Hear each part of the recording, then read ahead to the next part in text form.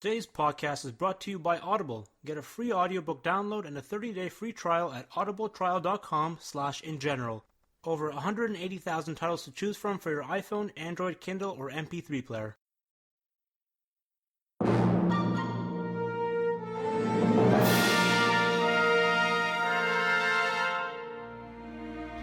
Welcome to the InGeneral podcast, episode 71. I am joined with my baby boy and best boy, Alex. Hey.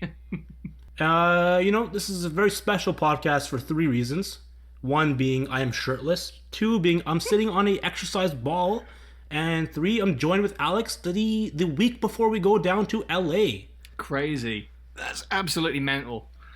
This is absolutely crazy. This podcast is going to be high energy, high something. Octane. And That's a good high word. octane, because you know what? Fast and Furious and Jurassic Park are going to be merging together soon. That's exclusive from me. I've heard from no one at all, but that's a guess. It's an exclusive. You can book it. Deadline, contact me. You can pay me via PayPal or Venmo. Even though Venmo's not available in Canada, it doesn't matter. What about Bitcoin? Bitcoin? I'll take one Bitcoin, one singular Bitcoin One for that giant beautiful piece of Bitcoin. information. I want it delivered to my house personally, even though it's virtual currency. So you may be wondering what this podcast is. Well, Jurassic Park. This is a Jurassic Park podcast. The Could've best fooled me. Jurassic Park. The best Jurassic Park, best Jurassic World podcast you can find on the internets. Please listen to us. All right, so before we get into this, housekeeping real fast. There is the Jurassic Park 25th anniversary event happening in LA, Los Angeles, California, in the USA, in the North America part of the world. Friday, Saturday are sold out. I hope you have tickets because we're going to be Friday there, all sold five out? of us. Yeah, they've sold out fast, and then they added Sunday, so Sunday is so still 3 days available now, by yeah. Sunday. Yeah, by Sunday, and you'll see us there. We're going to be there 3 days, partying it up in a party house. On our own expense. Thanks a lot, Universal #1 fans. I'll cut this out. I mean, they're having us. Let's not overdo it. No, I'm cutting it out. I'm cutting it out. Don't worry. No. High energy. But yeah. Okay. If you're in the area, come on down. It should be a lot of fun. There's gonna be films. There's gonna be drinks. There's gonna be rides and some special guests. Maybe, who knows? Can we confirm the drinks? Forget about the guests. Can we There's confirm drinks? definitely like an after party at the end of the night. And I mean, if that doesn't include drinks, then something's gone very wrong. Off the record, on the record, I'll say it because people were there. They were witnesses. Universal did give us a drinky after party in Philadelphia after the Jurassic Open World bar. event. That was And an it was absolute not 5 treat. p.m. So, It was not 5 p.m. I don't think so. I think it was like 3 or 4 when we got out of the event. No, it must have been later than that. Maybe. Never mind. Take that. Sure. It was dark when we got home. You guys went to Brooklyn. Oh, this is true. On the way home from Philadelphia. You got lost and went to Who Brooklyn. was in our car? It was me, Chris and Jack. Chris, Jack, and our friend Derek Zernsick. You might know him as a popular Jurassic Park collector in the community. We tried to get home, and somehow we went to New Jersey or something like that. Oh, and that's then not Brooklyn. back into Brooklyn's very far. Somehow we went from Philadelphia to New Jersey, back into Philadelphia. That was very strange. While me and Ryan waited for a shady Uber. Oh man, do you remember that naked lady in the tree? What? When we were waiting outside the Franklin Institute, there was that random naked lady in the tree. How did I miss this? You must remember. Come on. There's no way. I would never forget a naked lady. Cut that out. You have to cut all this out because no one will ever believe us. No, this is housekeeping. This is before the news. Don't worry, guys. News is coming soon. Just hang tight. Listen to our stories. People also said they want more tangents, and here's a tangent for you This guys. is a massive tangent. There was a naked lady in a tree. In broad daylight, apparently, at like what? Well, 12 no, it PM? was the middle of the night, or not the middle of the night, but it was dark. What? The boys will catch you up when we all meet. Anyway, News. There's a lot of news we've missed. yeah, lots Starting been going off. on. Yeah, we've kind of dropped the ball. Well, no, And by it's we, I not mean our me. fault. Literally, the day after we did our last podcast, stuff started happening. We got that new Chinese trailer. Oh, the Chinese trailer is fantastic too. Best trailer so far in the Jurassic World. Isn't that quite series. upsetting? Like, it's a really good trailer because, by definition, it's a really good trailer. The way it's laid out, the way it tells its narrative, and we didn't get it. Like, even now, we only have like a YouTube version with subtitles. Yeah, we don't have the high definition version of the T-Rex in the spotlight. I want to see that. And like, So, oh yeah, my let's god. talk about that. I was completely unaware of this, but you guys are telling me that's from the opening. So whereas that is the first 5. Let's just get into it right away. Let's go hard and swift, like Fast and Furious, like Vin Diesel driving over Isla Sorna, an empty carcass of an island. Okay, so just like the original trilogy, we're going back to having like a cold opening at the beginning of the film, Yep. something completely separate from the rest of the film, which is like, that's a big deal. it's separate, but it's kind of connected because you'll see. So at CinemaCon, which is essentially a big convention for like movie managers and cinema owners to come together, show off the big hits and movies that like studios are bringing out over the next little while. Universal came in hot, according to some, such as I think IO9. That it was the best footage from that weekend. Universal brought out Jurassic World: Fallen Kingdom naturally, and they showed off the first 5 minutes. Alex, what do you think the first 5 minutes of the movie is? Because you do not know yet. Well, I've got a subtle feeling now. It's some sort of recovery mission of some kind by forces unknown. Good. That's the gist of what I'm getting. And I think it seems like it's set at night, perhaps in the rain. So we've got the return of the rain. Very good, sir. Very good. So the footage begins with a submarine underwater. We see a few lights and realize it's a small submarine. The sub is moving towards 2 big doors in front of it. The sub goes inside. Text tells us we're back on Isla Nublar, 4 years after the events of Jurassic World. However, one of the guys in the sub is tense, but his friend, his colleague, potentially his lover, we don't know, says to him, "Relax.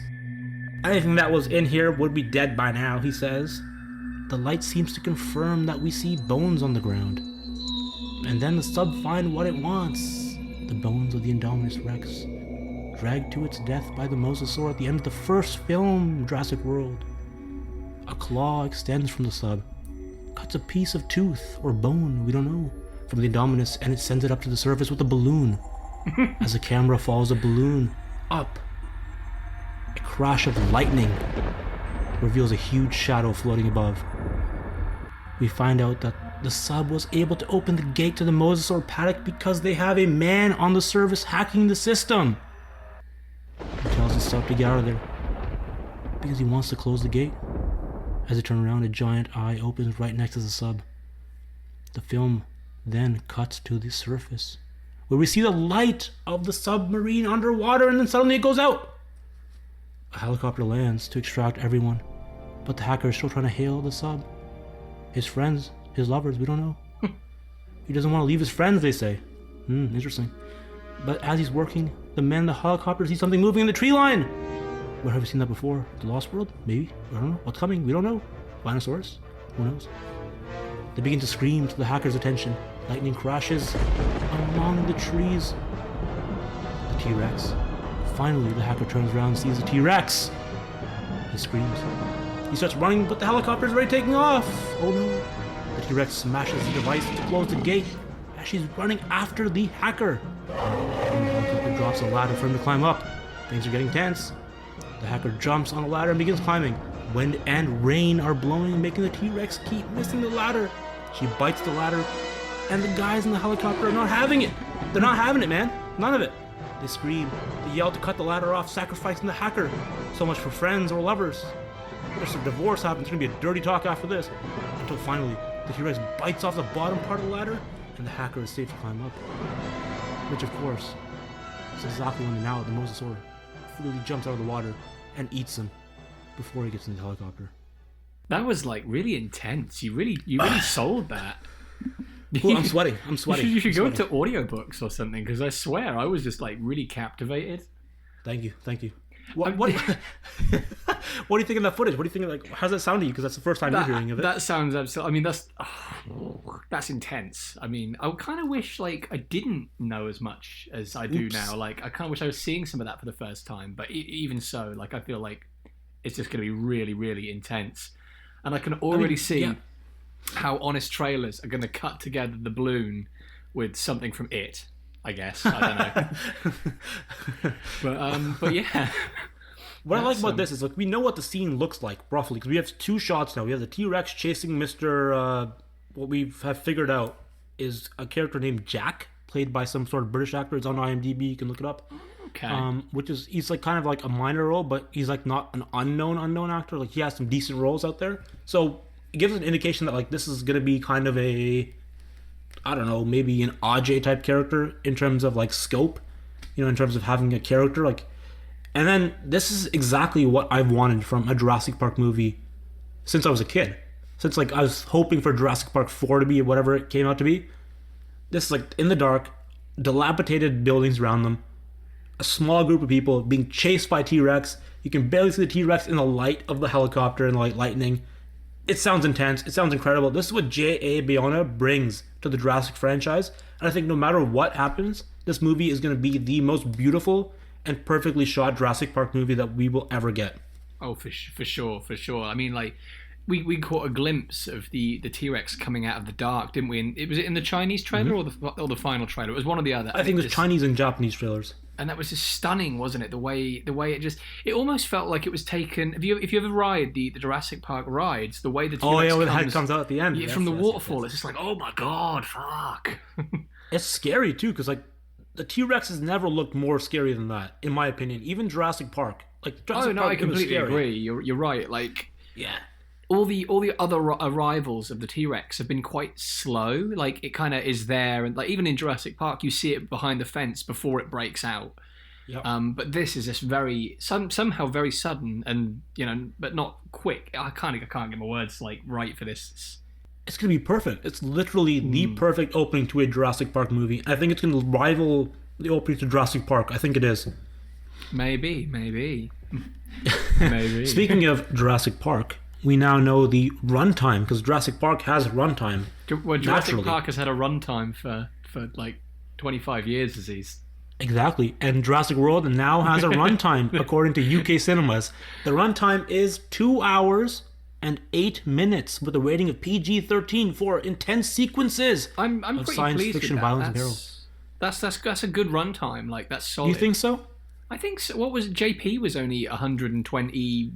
127. Lost World is 129. Jurassic Park 3 is the an abysmal 89. 94. Oh, 94. And 90 is not 94. And Jurassic World was 124 minutes. So this falls perfectly in line with the Jurassic Park kind of franchise runtime. And I mean, we're not the sort of guys to go out and measure or anything like this, but but we know that the first 57 minutes is going to be all island stuff, which leaves about another hour or so for the mainland stuff, which is a pretty good mix, I think. We've got this like 5-minute opener on the island, and then I think we'll go to the mainland for a good 20-25 minutes, and then back to the island for probably an hour. Probably less than, honestly, because if the first 57 minutes from the first trailer showed mainland stuff, kind of with the bar stuff, I think we're on the island for maybe 35-40 minutes tops, which is fine. I don't want to see the island anymore. I really wanted to at the start, but like with the sequence that we get at the very start, that's all I want. I don't need anything else. That's another thing. The shots again. It's the fucking Chinese trailer. Fuck. Why don't we get this footage? The shots of the vehicles coming over the hills from the far side of the lagoon. Like, how cool is that? Beautiful. It's so shots. Lost World. Like, it's like an expedition sort of thing. But on that time, there was some concept art came out, didn't it? I think because of the Blu-ray announced, the cards from Fallen Kingdom came out, and there's a very nice one of a dilapidated like the lagoon, the Jurassic World lagoon, and something a lot of people have been pointing out is how off to the left, the ocean.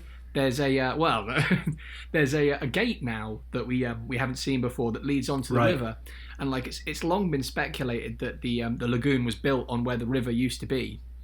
We don't really see that side of it in Jurassic World, so maybe this is how the mosasaurs are going to get out, because we know it gets out. Speaking of which, I want to talk about that scene real quick. Where do you think that scene plays out when the mosasaur attacks the dudes on the surf? Honestly, I would have guessed sort of towards like the very end of the film, but not at the end of the film. But from what people keep saying, I'm getting the impression that is literally the closing shot.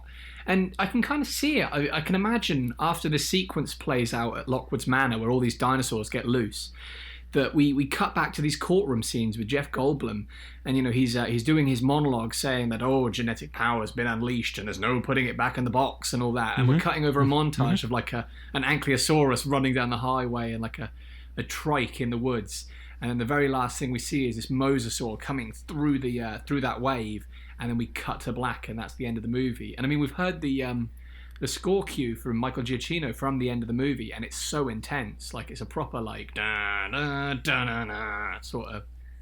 That was terrible. Oh, that's okay. You know what? I've always gone back to the idea that we've heard for a long time, and including from reputable sources like John Schnepp from like Collider and stuff, that he's always seen concept art of like a triceratops in a field plowing, like as like plowing a field, like as a farmer would use a triceratops as a cow or whatever other animal. Yeah.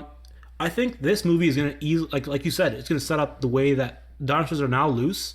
Even though there's probably like 7 of them that are loose, but like different people are gonna like take the genetics, as Colin Trevorrow always hinted at. Everybody panic! There are 7 dinosaurs loose in the entire There are 7. world. 4 of them are super small. They're Compsognathus or whatever. One of them flies. One of them's in the ocean. And one's like a T-Rex. We can just shoot that down, no problem. But like open source, I think people are gonna get the source, like the DNA. The next movie's gonna have a significant time jump, like maybe 10 years. Maybe not 10 years, but I think so, because at that point, how long do you need for like dinosaurs to proliferate and become part of like modern society more so than like they already are? I think you need at least 10 years. I think in Jurassic World 3, they have to go to the disease route, right? They have to. Like, what else can you do? What's the issue in Jurassic World 3? Maybe you're right. Maybe they're going to go with DX. And I mean, Colin Trevorrow said it's going to be like a scientific technological thriller or something. Exactly like that. Right. But I don't know. I honestly don't know where it's going to. I feel like even now, after seeing Fallen Kingdom, I still won't know where the next film's going to go. But, yeah, exactly. Speaking of science thrillers, Colin Trevorrow is coming back to direct not episode 3, Jurassic World 3. Jurassic Park 6, Jurassic World 3, with he's writing it. No more Derek Connolly, but there is someone else on board. Emily Carmichael. Emily Carmichael. She wrote this summer's Pacific Rim Uprising. I did not see it. I did not see it either. But she did. She was involved in this cool short film about this like alien and like some sort of like dude robbing people. That was really cool. But he is directing Jurassic World 3 according to Steven Spielberg, and Colin Trevorrow has told EW that. Ew, exactly right, but not you in this case. You is not in this case. He says, and I quote, "I would say Jurassic World is an adventure action. Fallen Kingdom is kind of a horror suspense film. And Jurassic World 3 will be a science thriller in the same way that Jurassic Park was. In that way, I think we're going to get a more grounded, more expository, is that a word? Yeah, kind of. I think people know what you mean. I'll take it. Like, more dialogue-based game of like, science is bad, science is good, in the same way that we got the table scene.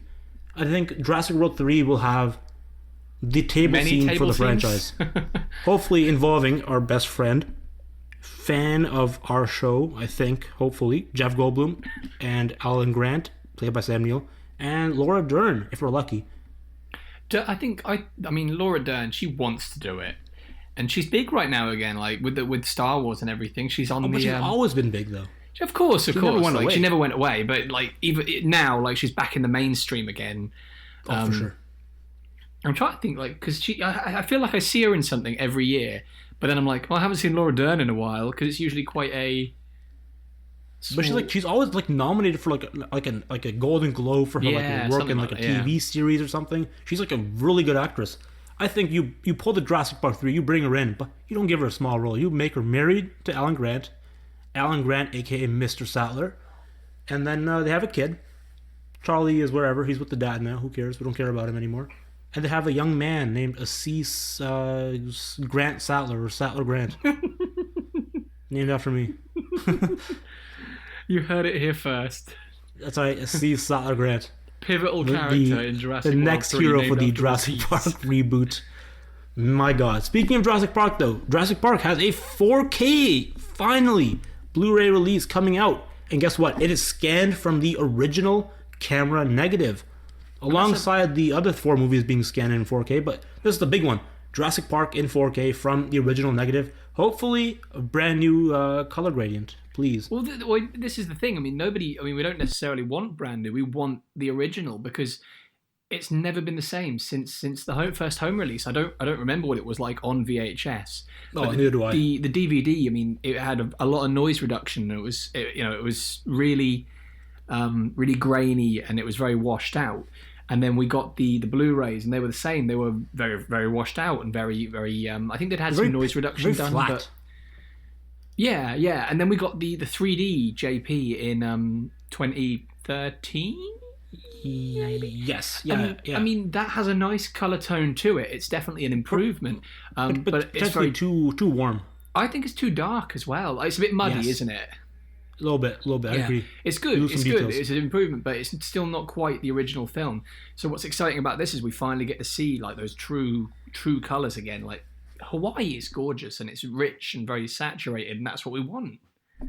Yeah, we don't want the blue negative gross.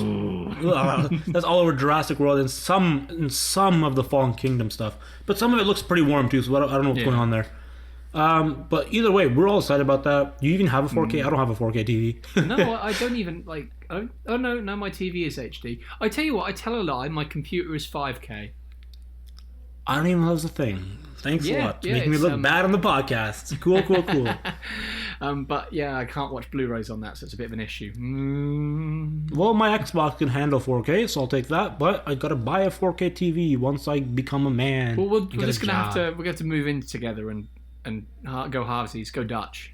You know what? Luckily, Justin Trudeau is working on something with the UK where we can travel freely between the two nations, I think. Really?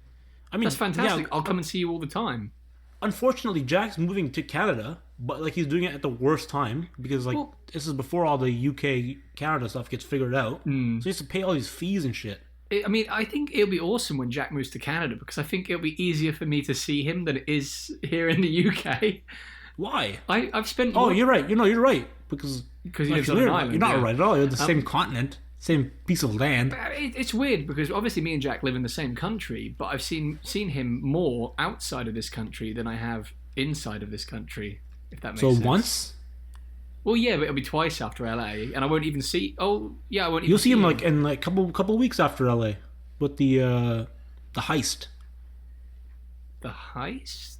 You guys are gonna steal the Jurassic World Fallen Kingdom print from the premiere at LA or from and you're gonna send it to me so we can bootleg it. We'll cut this. It's hard. All this stuff comes and we have no idea where it came from. Yeah, we're working to catch up. Unfortunately, this is not like the Jurassic World release where we're like popping up podcasts because we're all busier these days. I have to admit, we are busier. We're like the worst now. at this. Like when you talk to Chris, he's like, "Oh yeah, this has come out and this is the source and this is what's going to happen." And when it's me and you, it's like something has happened. We don't know where, we don't know when, and we don't know what it means. Like the fun with us comes just like chit chatting with each other and like riffing off each other. Like we don't want to talk about like news. Like we'll mention it, then we'll just like see where that piece of thing goes. Like we don't care. I mean, we care, but like we want to like just chit chat, casual. You know what I think we should do while we're in LA? We should take all the footage and we should sort of figure out what we think the film's going to be, start to finish. That's a good idea. Bring your laptop. I will bring my laptop. We'll edit it. We'll get it out. People will be excited. Yeah. While we're talking about LA real quick, we should probably mention that Asees Sandu and maybe Alex Evans are going to do a vlog kind of thing. Because in Philadelphia, we should have done a vlog. 100%. Yeah, we're doing a vlog. I'm going to start recording the minute I leave my house. Oh, dude, me too. That's going to be upsetting. It's going to be super sad. Like, he's on a plane by himself. He's probably sedated somehow with some sort of liquid. No, it'll be awesome because we got to do the whole trip. We'll do it on our phones. We'll do it on the cheap. But exactly. Awesome. We're not going to do like with Philadelphia. Like Jack and Chris, they busted their asses. They busted their asses. Even you guys, you and Ryan, you busted your asses filming shit, and it was exhausting. And I strapped a camera to you. Yeah, I went to the bathroom with the camera on. Luckily, the camera was turned off at that point. Yeah, it died. But things got kind of risky. There's a lot of shots of you on Tinder, though. So really? Yeah. Every now and again, your phone just comes up into view, and you're swiping right. Huh. I've yet to see that footage, but okay. Send that to me, please. I'll bring it with me. Okay, please do. Anyway, something else that came out this week, and we knew something was in the pipeline from Felix and Paul, the guys who did that. Good segue. Was it they did like an experience sort of thing, so it wasn't available for download, but you could go to like... Oh yeah, wasn't it something with Samsung, or you could go to somewhere? I think it was the Passable, right? Something Samsung at Best Buy or something. Yeah, there was a couple different ones. I think there was definitely a Passable. With the Jeep or something in the back. Yeah, but they've released what they're calling Jurassic World Blue, and it's an episodic sort of VR mini movie, I guess, is the best way to describe it. Sure. Featuring everyone except Jack's favourite Velociraptor, Blue. Because how much time did we really get to spend with Blue before? In this film, probably the most. No, I mean in the previous film, how much time did we really get to? 5 minutes. Exactly. So maybe this is her big movie. I'm okay with that. The breakout role, man. She was a supporting character. Now she's the main character, the main lady. Anyway, we see Blue asleep, don't we? In the forests of Isla Nublar. And it's I've been quite. there once. I've been at Isla Nublar. You've been there? Yeah, on Audacity, I can make the thing with my voice. Oh my god! What? Oh, there we go. There it is. I did it. Anyway, she's awoken by a disturbance. We don't see what this disturbance is, but in true Velociraptor fashion, Blue skulks off to the shadows, and a little butterfly comes out, followed by a baby Triceratops, which is quite exciting because if the dinosaurs are breeding, although actually maybe there are obviously juvenile dinosaurs and baby dinosaurs in Jurassic World in the petting zoo, but you'd expect them to be bigger by now, I guess. I don't know. No, you're 100% right, but we don't know when this little episodic content takes place. But either way, it's got to be pretty close because the volcano erupts. That's the whole finale, isn't it? Blue. Oh, good point. Yeah. So obviously, Blue. It's a little terrifying because as much as we want to love Blue, Blue almost becomes a cold-blooded murderer in this film. She almost kills the cutest dinosaur in the series. But then they're both attacked by a pteranodon, and she rescues the Triceratops, kind of, and the Triceratops runs away. See, I had an issue with this. Almost because like I thought when she like kind of jumped at the flying dude, I was like, is she gonna save it like, and then not attack it? But luckily, she goes back and like kind of trying to find the thing. I was like, okay, you saved it, you redeemed it, you kind of get it. Yeah. So Blue's not like it doesn't go out of its way yet. to say, oh yeah, she's just saving the Triceratops. It's more of a mutual benefit sort of thing, isn't it? To not be murked by a pteranodon. Here's the thing, like, Blue is literally a dog, right? Like, at this point, she's essentially a dog colored up as a velociraptor, right? Because, like, my dog it's a friendly little beast. But, like, she sees a squirrel on the ground, she's going to chase the shit out of that squirrel and try to kill it. I guess you could say that. For sure. I mean, I guess that's evolution. Speaking of evolution, by the way, last night I got really, really tired and started watching Jurassic Park 3. And people always say Jurassic Park 3 does not... This is your annual, or your... weekly episodic Jurassic Park 3 rant. People always say Jurassic Park 3 doesn't advance the franchise, but it totally does. You literally have like not even a corporation, like a little like rinky-dink operation trying to like milk the fact that there's dinosaurs on this island. It just shows people like, oh, there are dinosaurs on this island. Who cares? I'm trying to make some money off of it. Let me profit off of it.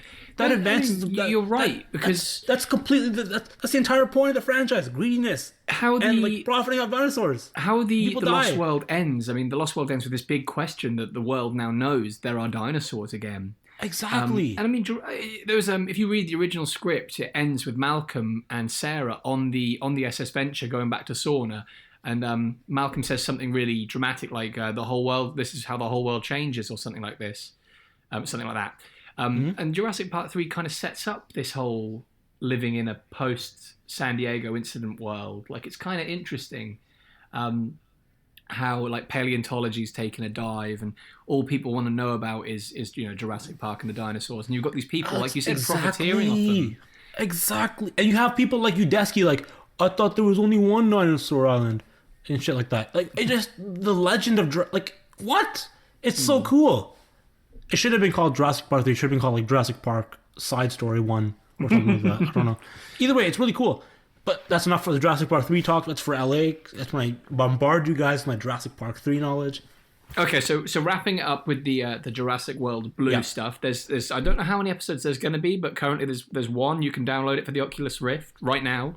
You don't really do much in it. You just sort of watch. You can look around. I believe the plate shots were filmed in Hawaii, and then some of the CG was done by ILM. Maybe I believe so because it looks really good. It is really. It looks really good. We're seeing Blue, the Fallen Kingdom Blue, the skinnier sort of more feral Blue. Little sick in broad starvation. daylight, nonetheless, and that's something that the films have suffered with before. And she looks stunning.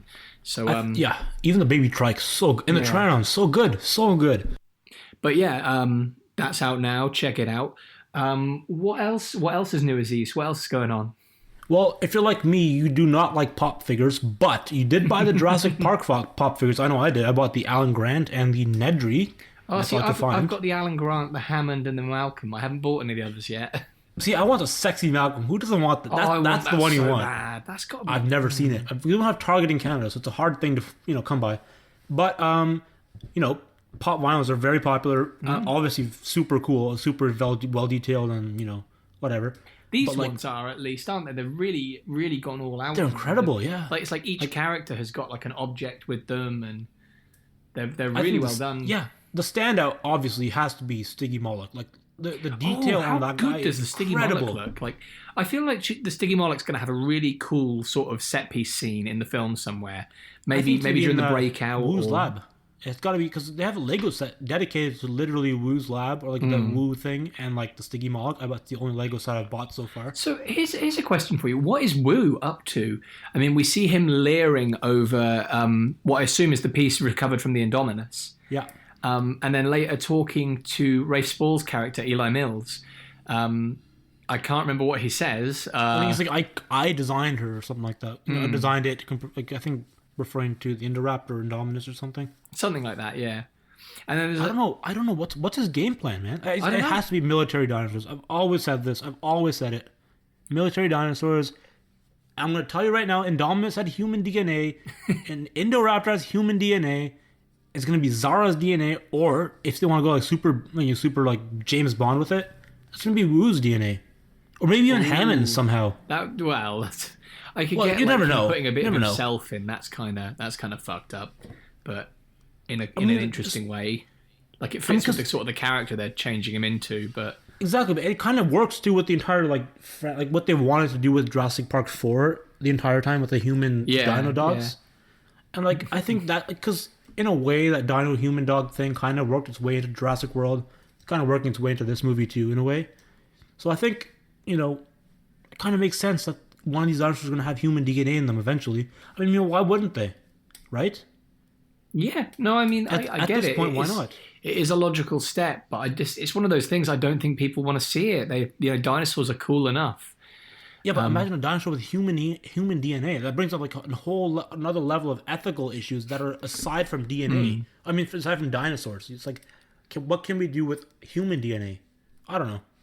I think it's a right thing to do. I don't know. That's what I want to see. I always like the sales script. I don't know. With the direction that the new films are taking, I mean, I'm more inclined to see the franchise now sort of branch out. I like to see it go the way Star Wars is. Anthology films that sort of fill in the gaps and sort of, answer the 100%. Questions that we've always had and stuff like that. Like, there's a lot of cool crevices to the franchise. There's early stuff, mid stuff, Ease of Sorna stuff, sure. Exactly. And that's kind of where my interest lies now. The current films, like, I have literally no idea where we're going. It's like the sequel trilogy. I want to go back in time more. I want to figure out the stuff, like, I want to see the origins of Jurassic Park. I want to see, like, a prequel. You can hire someone like, I don't know, Michael Fassbender as, like, John Hammond, James McAvoy. Wow. He got tall. Wait, hang on. He's small, eh? You want to hire Fassbender and McAvoy in the same film? One of the guys. I want to see young John Hammond. I want to see like the trials and tribulations of built like imagine the ethical issues that you would have to in the movie. Like the movie would be such a science fiction thriller, like a political thriller. I might be off base, but it'd be crazy. I think like Toby Jones maybe a few years ago probably could have played a pretty good young Hammond. That would have been insane. That would have been so sick. I mean, obviously it can't happen now, but like I don't know, there's something about them. They've got that same sort of body, yeah. Yeah. Oh yeah. Can you imagine like in the Jurassic Park novel? I'm going back on the audiobook right now. That's like the scariest thing I've ever like read or like heard, I guess in this case. But like imagine like having stuff like that in the movie, like a random worker unknowingly working on some sort of resort and like he's like mauled by some sort of like vicious animal. Like that's so cool. I want to see that stuff. Or like what Jack mentioned last time, like a super small techno thriller, a couple of people going into the woods being like demolished by just rappers and rappers only, like something super small, intimate, personal. I don't need like the huge blockbuster thing. Like we can have that with the Jurassic World stuff. Give us a Jurassic Park or Jurassic World movie that's more, intimate and focused on like the little personal details. I don't know. That's just me. I don't know. No, I completely agree. I still maintain like a film set between Jurassic Park and the Lost World is what I want, because there's no way a big company like InGen would just give up on this. Like I want to see them go in and try to take control of the park and just absolutely fail. Just have everything like fall apart around them. But like you said, very insular, like just a very small team on the ground trying to handle this situation that they've got no idea about. Also, you have Henry Wu. BD Wong looks super, super young still. Like, take advantage of that. The man like, doesn't you can literally age. bring him back, like, to 1997 or, like, 2001 or some shit. And make him look similar enough with, like, a little bit of makeup. Like, he looks super young. Take advantage of BD Wong. Okay, I'm going to go on a limb right now. BD Wong is I guess, the biggest star of Star Wars... not Star Wars. Of Jurassic Park, Jurassic World. Like, in the way that, like... He is the one that connects all this together. Like, he is the most important player. It's not Hammond, not Goldblum. It's not anyone else. It's going to be BD Wong as, like, the main character of the entire saga. If you know what I mean, you know? Because he kind of creates the Jurassic Park stuff, messes it up with Jurassic World, creates this this military stuff with, like, the Indoraptor and whatever. I don't know. I think he's like the main person in the entire saga. In my opinion, I don't know. I mean, he is. He kind of took like a 2-film absence there, so it's a bit... Well, exactly. We can go back and discover what he was doing in that time. Yeah, no, Spinosaurus. I mean, they talk about some of... Yeah, exactly. They talk about some of this stuff in the expanded sort of additional canon, the websites, the viral media. Sure. It's tricky because I feel like the franchise as a whole, because of how many times it's changed hands, it is a little bit messy in terms of like the timeline and the canon and all that. It feels like if they went back and did it all start to finish now, I mean, the same films, but just, more concise into each other, it would benefit. But, obviously you can't go back and rewrite time. Sure you can. Reboot the franchise. No, I'm not ready for that. You know what? I kind of want like a harder reboot. I want like a hard R reboot. Why think not? Eventually, maybe after... It's going to happen. Maybe after film 3... like 5, 6, 7 years from now, I think they will reboot the first film. Maybe it's like a Netflix series, like an 8-parter or something like that, or something like Westworld. And I think it would here's work the thing. with a darker tone. You're not wrong. Yeah, Westworld has less. I mean, I guess if you make mostly, I don't know. It'd be hard because dinosaurs require much more money than like a robot. Yeah, it's true. I mean, if it'd be like Game of Thrones level of cost. It'd be Game of Thrones level cost, and that's expensive. That's pricey. I don't think most people would do that. I think maybe Netflix could afford it. HBO could afford it. All right, anyway, what else have we got that's new? Some Jurassic World Evolution news that BD Wong and Bryce Dallas Howard are also coming on board. I guess if you reach like, I mean, like those guys are pretty much the opposite ends of like the game spectrums. Like one is completely entertainment. I guess I would assume, right? I would assume it's going to be Claire yelling Henry no and Wu yelling Henry yes. I want more science. Henry no, Henry yes. Then is Hoskins in the game too? As a security dude? This is what's interesting about it. It seems like it's set after Jurassic World. Does because I think there was a photo of like a sample of dialogue from Claire, and it says about how she's learned from her mistakes, and she's turned over a new leaf and all that. Like, I've turned over a new leaf. Let's build a new park, and this time I swear to God it'll be fine. I swear to God it's gonna be better. Oh my God. Henry was like, I'll make a better hybrid. I swear to God, it's not no human in it. No Zara DNA. I swear. It's gonna have Chris Pratt DNA. Super reliable. Blockbuster star. Can we talk about Chris Pratt for a second? Sure. I think I think you and I have both agreed that he wasn't like a good fit for Jurassic Park and Jurassic World. No, because he's a little too goofy for it, perhaps. But before this, I mean, it's not like we haven't had comedians before. Vince Vaughn was in. Exactly. Yeah, but like I think I've completely turned around on him. Like I think he's perfect, like the perfect person for Jurassic World now. I don't know. It's just me. I don't know. I'm going to reserve judgment till we've seen the film because, like, I really enjoy him as an actor, but I don't know if I think this was a good fit. But we'll see. Really? We'll see. Okay. Yeah, we'll see. The last story of news that we have regarding Jurassic World. Michael Giacchino's Jurassic World Fallen Kingdom soundtrack releases June 15th. I did not like his soundtrack for Jurassic World, but I did like it for Rogue One. One of the few. Rogue One was good. I like Rogue One. I don't dislike. I mean, I was listening to the Lost soundtrack today, and I was really taken. I forgot just how good he is. Yeah. But no, I don't disagree with you. He seemed to sort of missed the mark a bit with Jurassic World, and I have got my fears for Fallen Kingdom because the samples we've had so far are like more of the same. But you know, I'll but they're a little bit darker, a little bit more, you know. And that's fine. Less woodwind, I guess. So I'll hold judgment till we they're more brassy. It. And I think obviously it's great that it comes out after the film this time because I think it came out before the film last time, which meant I listened to everything before seeing the film and it just felt weird. I mean, for me, it didn't come out way before the film, unless they come down to the UK to watch it with you guys in like June. You better. You better. Yeah. I mean, I don't have. That's a story for the 71.5 podcast coming out next week. No, wait, no, it's not next week, is it? It's gonna be next. It's gonna be 2 weeks from now. I mean, we could record one. Because we don't want to record on the Thursday. We want to record on like the Friday, Saturday, Sunday, or something like that. All right, we'll do it. We'll do it on the we'll do it on Sunday. Saturday night or something. Oh, when does Ryan leave? Sunday. He leaves Sunday. Yeah. Shit. Wait, why? Why Sunday? Because we have a thing on Sunday though. Well, yeah, but we didn't before when he booked the tickets. Fuck. What time does he leave? Like afternoon, like night? What time? Hang on. I do know because he screenshotted his ticket for me today. Yeah, he put the thing. I want to find out. So if it's Sunday that he's leaving, like midday, yeah, well, we got to record on Saturday or Friday. Maybe we'll get so hammered Friday night that we won't get up. We'll have Saturday morning to do it because we'll just be not wanting to leave and stuff. Who knows? His flight returns at we have to get back to Missy and baby boy Finn, the next or the newest member of. Oh, it's the evening. He doesn't fly till 8:15. We're fine. Wait, 8:15 in the morning or the nighttime? In the nighttime. You sure? Yeah, 100%. Okay, good. In that case, we'll record on the weekend. Saturday Just say night. The weekend. Saturday night. Yeah. Podcast will be up on Sunday. Live from New York. It's Saturday Night Live. Oh, dude. Yeah, but it's exciting. In the next couple of weeks, there's gonna be a lot of content coming from us. So Giacchino, he was like, kind of.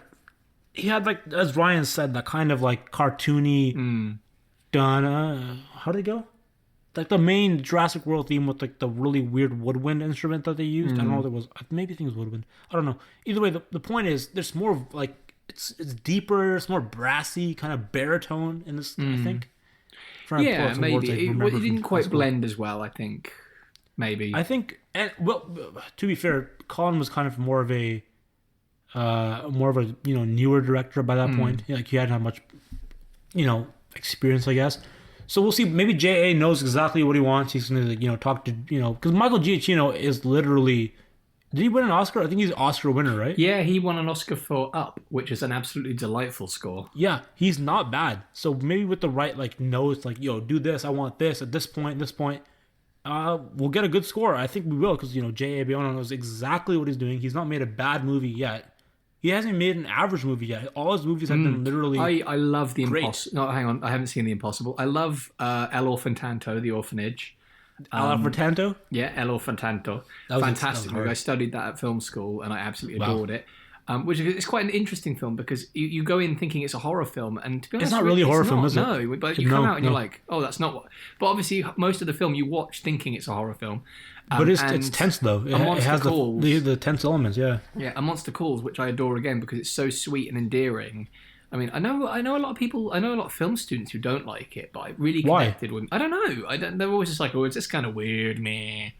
It's characters that you will connect to, like Felicity Jones' character, and then the dad dude, and the mom and the grandma dude.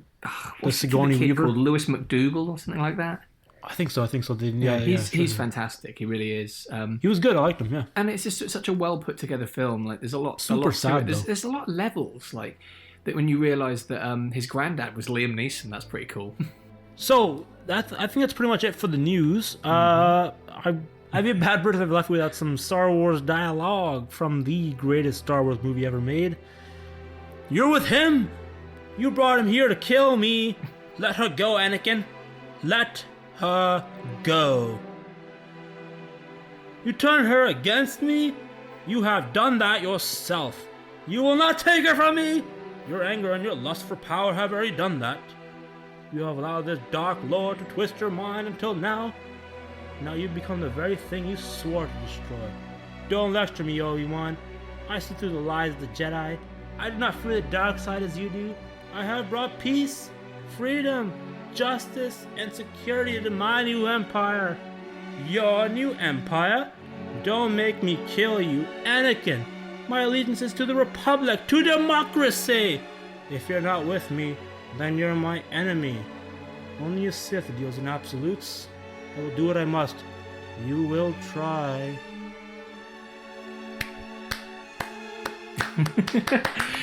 Is this going to become a recurring thing?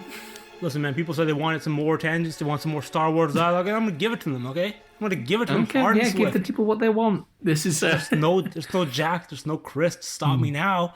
There's no Jack and Chris to stop me now. Oh, I'm going to be so fired in the morning. Why? I don't know.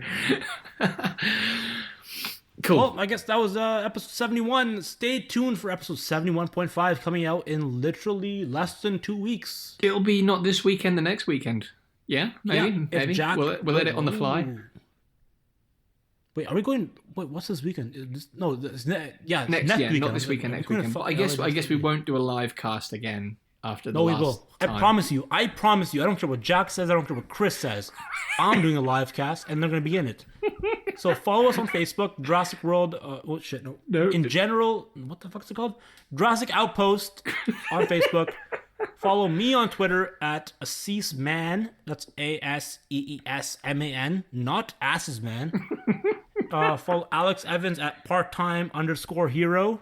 Yeah, it's a good name. And like this podcast. Like I said, if you send me a pic of the 5-star review, I'll send you a pic of something real cool. It could be a dog pic. Be steady. A dinosaur pic. Better. Could be a DiGiorno's pic. It could be a DiSerrano's pic. We'll see. Ooh, DiSerrano's. Alex, you have anything to plug? You got anything to plug here? No. I think that's it. That's us. I mean, we got a big week coming up, so watch out for hella content. There's gonna be a lot of content, guys. Maybe the Drunk Jurassic Park 3 will finally fucking happen if other idiots say. Sure. We're gonna do the sales script, or we're gonna do at least a scene from the sales script. Maybe. Oh my god, yes, please. Do we have a TV in the house? Yes, and we got Netflix and Hulu and all that shit. You hear that, boys? We got Netflix.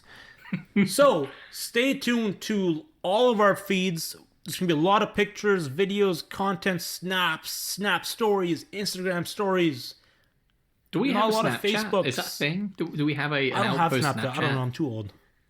I'm too old for Snapchat. I'm the youngest one out of all of us, and I'm too old for Snapchat. So none of you should have Snapchat. Well, that's my answer. There we go. All right. So we will see you literally in LA. If you guys are coming down, please let us know. We want to meet all of you and as many of you as we can during the event. Less than 50 days till Jurassic World Fallen comes out in USA and Canada, which is even less for you guys in the UK and most of the world. So just stay tuned, review us, like us, tell me you like my Star Wars dialogue, please. I can put it on my resume that I'm a good Star Wars dialogue, people like it. And we'll see you in a week. Peace. Peace.